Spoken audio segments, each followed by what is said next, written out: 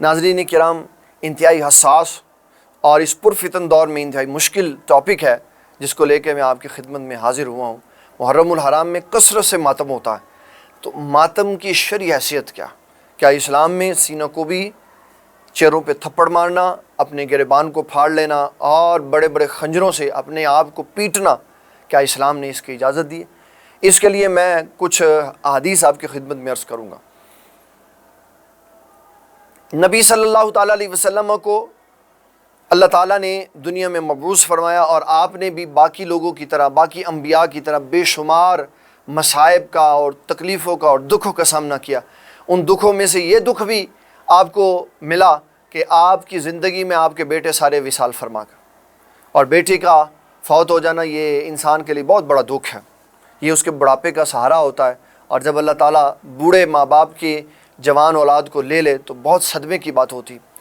حضور صلی اللہ تعالیٰ علیہ وسلم کے بیٹے ابراہیم کے بارے میں جب حضور پاک صلی اللہ علیہ وسلم کو پتہ چلا کہ ان کے اوپر نزاع کا عالم طاری ہے، تو آپ ان کے پاس گئے، آپ نے ان کو گود میں لیا، بڑی شدت سے ان کے ساتھ اظہار محبت فرمایا، اور کثرت سے آنکھوں سے آنسو جاری ہوئے۔ تو صحابہ کرام رضوان اللہ تعالیٰ علیہ مجمعین نے عرض کی، حضور آپ رو رہے ہیں؟ آپ نے فرمایا تمہیں میری آنکھیں نظر آ رہی ہیں کہ وہ آنسو بہا رہی ہیں، میرے بیٹے ابراہیم کی یاد میں، اس کی اس کیفیت میں تو میرا دل بھی رو رہا۔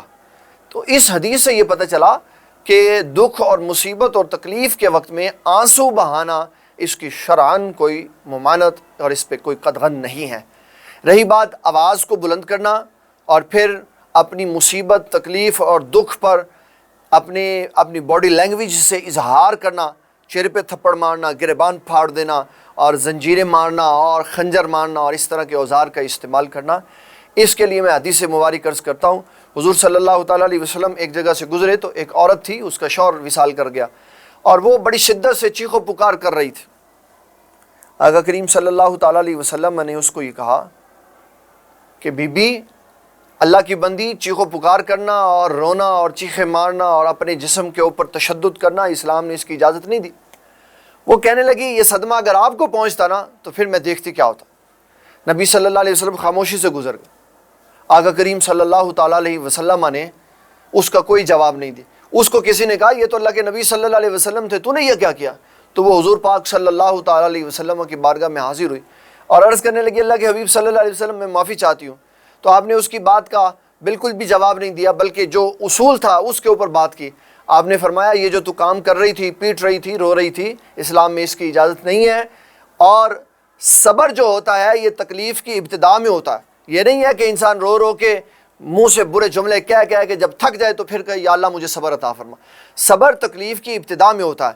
اور رہی یہ بات کہ امام حسین رضی اللہ تعالیٰ عنہ کے غم میں لوگ روتے ہیں، تو رونے میں کوئی ممانعت نہیں ہے، جتنا جی چاہے امام حسین کی یاد میں روئیں، بلکہ رونا یہ اللہ کے قریب زیادہ کر دینے والا ہے۔ لیکن امام حسین کی تعلیمات، امام حسن کی تعلیمات، حضرت سیدنا علی المرتضیٰ رضی اللہ تعالیٰ عنہ کی تعلیمات اور رسول اللہ صلی اللہ علیہ وسلم کی تعلیمات کے خلاف ہے کہ روتے ہوئے آوازیں بلند کی جائیں اور اپنے آپ کو مارا جائے۔